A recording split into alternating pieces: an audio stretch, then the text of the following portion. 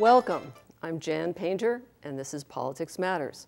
Our guest today, and I thank you, is our Charlottesville Mayor, Dave Norris. Dave, thanks for being with us today. My pleasure. I'm glad to be with you, Jan. People are their principles, and politics should flow naturally from that, but it often doesn't.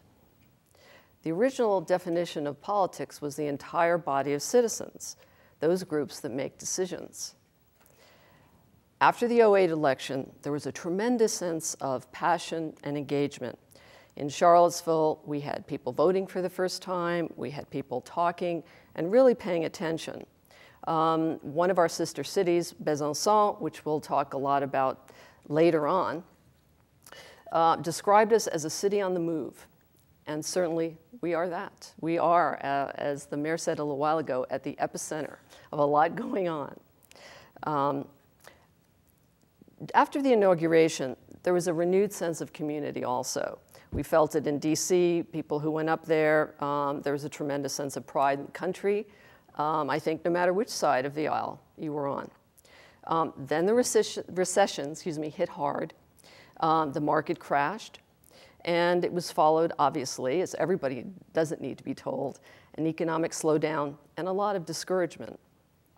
Now, Charlottesville is more fortunate than a lot of communities. We have roughly a 5.7% unemployment rate, which is the second lowest in the state after Northern Virginia. However, nationally, the new unemployment figures indicate that it's going to be another year, really until August 2010, when unemployment starts to pitch up again. So we're going to see some steady decline nationwide, and we all have to be prepared for it. So one of the things we hope to do with this program is more than ever to get people to stay focused and moving forward with creative solutions. So therefore, the purpose of the program, as we envision it, is to stimulate people to think about political involvement more synthetically. In other words, to build on Obama's idea of more than one thing at a time, focusing on healthcare, education, green jobs, job creation, conservation, transportation infrastructure, just to name a few. Politics can be and should be at its best, and community participation, a team sport. Everybody has integral value, and everybody moves us toward our goal. Communities stay vital and healthy when they resist the linear thinking. Again, the one thing at a time approach. So national, state, and local issues should be fully partnered concerns, not distant, unrelated issues. Or as my favorite UVA law professor, used to say, as we would sneak in from other departments, the most vital question for any citizen to ask is always, who cares? Does it matter? We feel more than ever before the answer is, yes, it does. We look forward to our guests discussing the ways in which the National Stimulus Program will advance all Virginia communities. In particular, we're interested in individuals' unique take on a full range of issues. As I said, green jobs, retraining for the unemployed, obviously no one needs to be told, updates on the bank bailout, strategies for energy conservation. We'll hear Dave talk more about that in a little while. Infrastructure updates for Virginia. Again, Charlottesville plays a part in that. And particularly town-to-town partnerships, what are called sister city initiatives, which is a way for both, hopefully in-state and internationally, for cities to help each other find solutions together. Again, aiding in commerce, conservation, and job recovery, the biggies. In upcoming broadcasts, we're going to take a look at the Virginia gubernatorial race between Creed Deeds and Bob McDonnell. And we hope on the program to have politicians, community leaders, concerned citizens with a lifelong involvement in politics and public service. That could include people in the arts, writers, musicians, anybody and everybody that cares about politics. Why does politics matter to them is one of the questions we'll be asking. And then, of course, what are they doing about it? Charlottesville is a microcosm of the country as a whole. Everybody understands that. We have two major Hospitals here, we have Martha Jeff and UVA. In education, obviously, we have Piedmont Community College, and we have wonderful educational opportunities at the middle and elementary level. And we have a very strong job community, particularly the small business people. People here are very obviously interested also in things green and in land preservation. There's a strong real estate presence here. We have also a lot of retirees. So along with that, our proximity to Richmond and DC means infrastructure is also kind of on the burner. So Dave, thank you so much for being our guest today and being on the fledgling program. I really, really appreciate that. Very recently in the Daily Progress, you were written and described as a man who is known for finding solutions without hurting anyone, which I think is a marvelous description. I was looking at your bio. You were born in Virginia, a military family. Viewers would like to know that, I think. You were a past nonprofit director. You worked for PACEM for the homeless and for finding housing. Micro loan programs on behalf of people, businesses, and low-income families, minorities, and women entrepreneurs. You've also worked on age-related issues for JABA, for local businesses. It goes on and on. I'm very impressed, healthy nutrition. You've worked to help people struggle with substance abuse issues. And finally, you were honored as Virginia Citizen of the Year. So obviously, Dave, you are a man on the move. And again, one of the things that I've been thinking about, particularly now, is that mayors are really at the water's edge for community issues.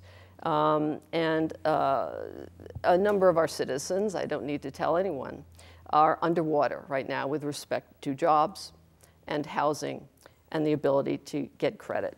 Having said that, what do you see as some of the greatest challenges for our community in the city in terms of addressing those issues? And what is of particular concern to you now? Well, there's so many challenges. I mean, you spelled out some of them before, access to health care, access to employment, access to skills. We have environmental challenges. We have infrastructure challenges, planning challenges. There's so many things going on. Charlottesville is a great place to live, but we know that there are a lot of people in our community that are hurting. Our unemployment rate is twice what it was about a year ago. Still low compared to the rest of the state or the rest of the country, but we're keenly aware that there are people that are struggling, that are having problems keeping up with their mortgages. There are many people that are stuck in sort of low-wage, dead-end jobs. We're trying to figure out creative ways of helping people climb the ladder, and it's partly through increasing access to skills training, job training, workforce development, so that they can get the kind of skills that employers are looking for that can help them climb the ladder into a living wage career ladder kind of job. So we've been partnering with the Piedmont Virginia Community College in that regard, trying to do more with our with groups like K-Tech, with the Workforce Center on Hydraulic Road, just to help people have access to better job opportunities so they can do better for their families. How do you feel that President Obama's stimulus monies are funneling through? Well, we obviously have $125 million to come to Virginia. What part of it are we going to get, and what can we expect? What can we not expect? Yeah, right now, the biggest chunk that we've gotten locally is for our schools and for some infrastructure improvements in our schools.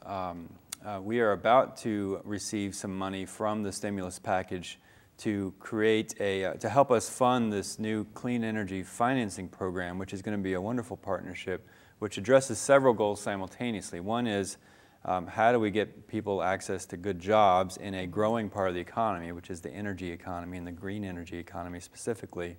And then secondly, how do we help our homeowners and business owners to make their homes and businesses more energy efficient? So this is an economic development strategy. It's also an environmental strategy. Oftentimes those two goals are at odds. In this case, they actually work beautifully together. And the way that the program will work is we were able to get some legislation passed thanks to our state senator Creed Deeds, who got a bill passed in the General Assembly this year that allows localities like Charlottesville to set up loan programs that will help our private property owners, homeowners, and businesses to overcome the biggest obstacle to making their homes and businesses more energy efficient, or installing renewable energy equipment on their homes and businesses, which is the upfront cost. It's pretty substantial upfront cost, but if you can finance that over a period of years, it makes it much easier for private property owners to participate and become part of this new clean energy economy. And the great thing about this program is we're going to be using some of the federal stimulus monies to capitalize this loan fund. The businesses that are going to be actually doing the retrofits, we are going to be working with them to have them hire residents from our community who are going to be getting skills training in this very skill set in terms of home retrofits and renewable energy equipment, et cetera. So you create this beautiful partnership where the federal government, the local government, and then the state government through the enabling legislation are working together with our community college, with local businesses to help our environment, help our economy, help the unemployed. It's not going to put hundreds of people back to work right away, but it's one step in the process of moving into this new clean energy era, which has so much potential for all of us. That was one of the things I was following up on. I know it's not going to help everyone, but I do realize, I wondered what your thoughts were about the loosening up of some credit from the banks around here. Well, has that helped? It certainly is a big, we need to see more of that. Right. It's affecting people's ability to start businesses. It's affecting people's ability to buy homes. It's affecting the ability of our local economy to get back moving in the right direction again. But I'm hoping that as the national credit markets start to, the tension starts to ease a little bit and they start to open up a little bit more, then our local credit markets will follow. I've talked to a number of small business owners right now that are really struggling, and because access to credit isn't what it used to be, and for understandable reasons. But we really need to move it in the right direction again. In the meantime, we've stepped up our support for locally owned small businesses in a variety of ways, through marketing, through access to technical assistance.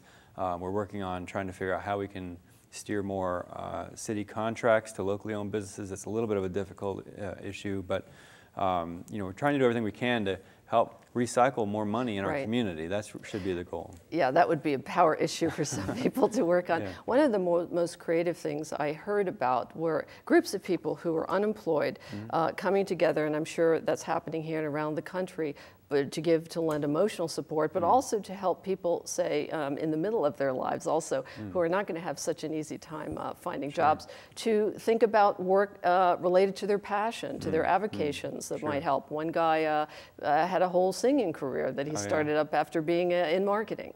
So I wondered if things like that are going on in the city as far as groups. I know a lot of people are pulling together right now to try to support each other and come up with some creative solutions for their family members, friends, neighbors that are struggling. And I think if we all pull together, this is what makes Charlottesville a special place, is that when we are a community that really looks out for each other, I like to think. I mean, we see it in so many different ways. It's true. And this is the time when it really needs to happen. So. It does, and as we discussed on a previous program, but it bears repeating, between $100,000 and $500,000 smaller loans for businesses are very hard to get.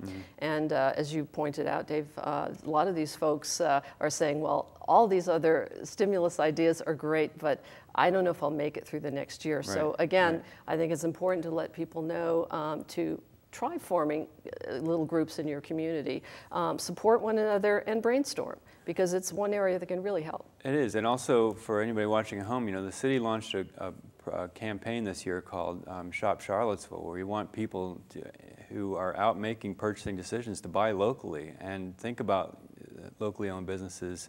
Let's recycle more dollars in our community rather than sending it out of our community. Absolutely. And help out our businesses, which helps out our employment base and helps out our tax base. Sure. Tell me more about some of the educational initiatives that have been started in this area. Well, one of the things that we're trying to do is work with Piedmont Virginia Community College to identify where the growth sectors really are in our economy, and then to tailor training programs around those so that we can steer people into career ladder, living wage kinds of jobs. So, for instance, the healthcare industry, you know, that is a growing field. And how can we do a better job of getting our population into healthcare-related fields? You know, it might start with a CNA, sure. But you move up from there. And how do we help people move up from there? Nursing certainly is an area that's very, very critical.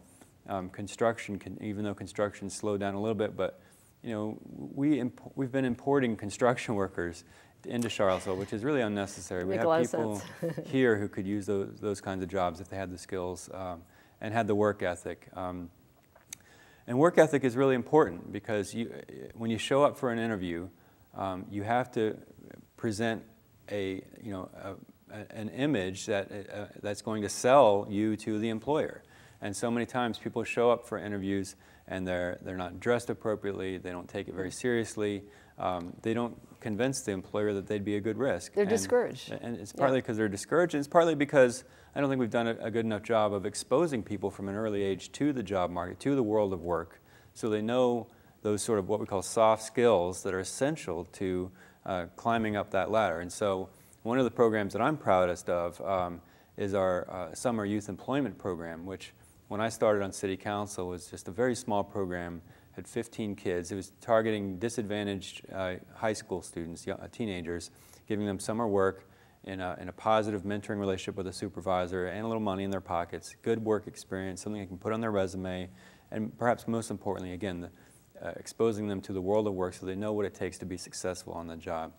And my goal each year that I've been on City Council has been to double the size of that program so that we can get to a point where every high school student, every teenager in Charlottesville who can benefit from that kind of an opportunity will have the ability to do so. And so 2 years ago we doubled it to 30 kids. Last year it was 60 kids. This year in total we'll have 120 kids involved in the program, 80 in the regular summer program, and then 40 in a couple of school-based programs. So I'm very excited about that, and it's one step again towards helping those of our neighbors who otherwise might end up in a dead-end job or a low-wage job, or worse, end up taking some negative paths. We have too many kids that are dropping out of high school. 13% of our young people are not graduating high school, and too many of them are following negative paths. We want to steer people in positive directions. This was another idea that I think a lot of us were thinking about, and that is, again, along the lines of what you're discussing, which is mentoring. A lot of kids fall through the cracks, and it has to do also with issues of esteem, perhaps not having proper role models because everybody's working, they're busy. It's not a fault-finding issue. And so finding a way, perhaps with some retired people who have lots of juice going still, to get involved is something I was wondering if we were getting into that too. Absolutely. Mentoring is a big passion of mine, youth mentoring. It really is a great way to help steer kids in the right direction. We just 2 years ago now inaugurated our Big Brother, Big Sister program. Charlottesville had been the largest municipality in Virginia without a Big Brother, Big Sister program. We now have one. We're expanding other mentoring programs. Oh, that's exciting. Tutoring programs, after-school enrichment. We've got new community centers opening up next to the high school with the YMCA and next to the middle school with the Boys and Girls Club, trying to provide positive after-school activities for kids rather than the negative activities that they too often get involved in on the street. So we want to do more to raise our kids in a positive way and to help those parents that are really trying hard. And we have too many parents, as you suggested, who are having to work multiple jobs to afford the cost of living in this community, and particularly the cost of housing in this community, and it can't be there for their kids, which is why on a parallel track many of us have been pushing this whole idea of affordable housing. Is we've got to make sure that the people who work here in Charlottesville can afford to live here in Charlottesville and aren't having to work multiple jobs, which takes them away from their kids. Yeah, that raises an issue also of homelessness. It's something that I think everybody has trouble dealing with. It's very painful, but it's very necessary for people to look at. I noticed, for instance, on 29 and Bypass, there was some clear cutting going where there was a camp, and I do wonder, again, this is an issue I know that's of great importance to you. Is there more initiative going on, Absolutely. And perhaps some stimulus monies going toward that? I hope we can get some stimulus money for it.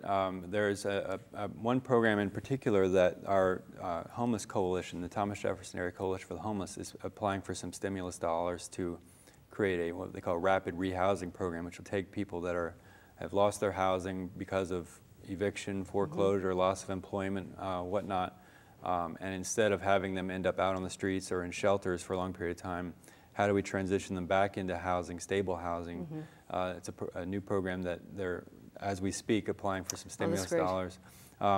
We have a major housing initiative directed towards the homeless. It's called Single Room Occupancy Housing, SRO housing, which will be a new building, basically an apartment building, about 40 to 60 units of housing that's small efficiency apartments that are affordable and accessible and that have support services on site. So and many of them will be reserved for people that have been homeless out on the streets, and give them a place where they can hang their hat. And it's an apartment that they lease, a place they can call their own, and it's permanent. They can stay as long as they pay the rent and follow the rules. They don't. It's not like they can only be there for 6 months. We have a group based in Richmond called Virginia Supportive Housing, which has built a number of these SRO facilities around the state, and they've agreed to come and do one in Charlottesville, and the city's partnering with them on that, and it's very exciting. So. That is extremely exciting, and obviously, homeless vets are also a big concern, and that's something actually going forward we'd like to talk more about with you.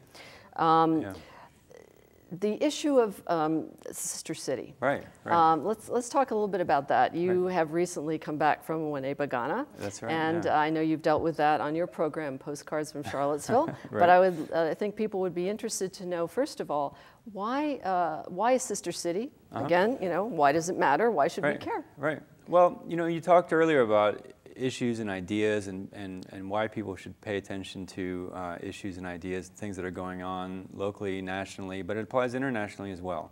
There's so much that we can learn from other countries, whether that's cultural, historic, economic, academic, you name it. There's so much that we can learn from each other. And I think when we expand our horizons and create these linkages with communities in other parts of the world, it really benefits our community.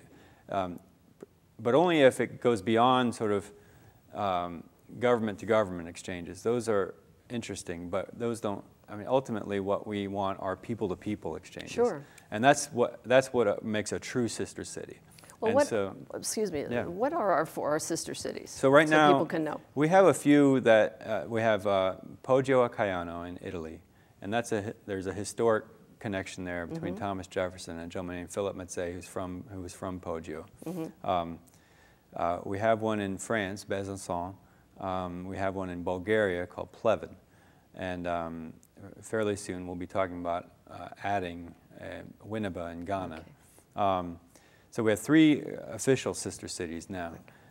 But none of the 3, I think, are at the point that I would consider them a truly successful sister city, in that we have ongoing citizen exchanges back and forth, which I think really is what we should aspire to. Absolutely. And have residents of Charlottesville be able to experience life in these other countries and vice versa, and learn from each other. And with Winneba, the opportunities are really tremendous, and they're so excited to work with us and send people back and forth. I see our director singly, so and there's so much to talk about. I wanted to, before we close, ask you about the Smart Grid event that happened last Tuesday with the governor and John Casteen, the president, and other notable political people. It was an exciting event. I was glad to see you there, Jan. And basically, Charlottesville, Virginia is the first community in Virginia and one of the first in the nation to where we're going to have the infrastructure for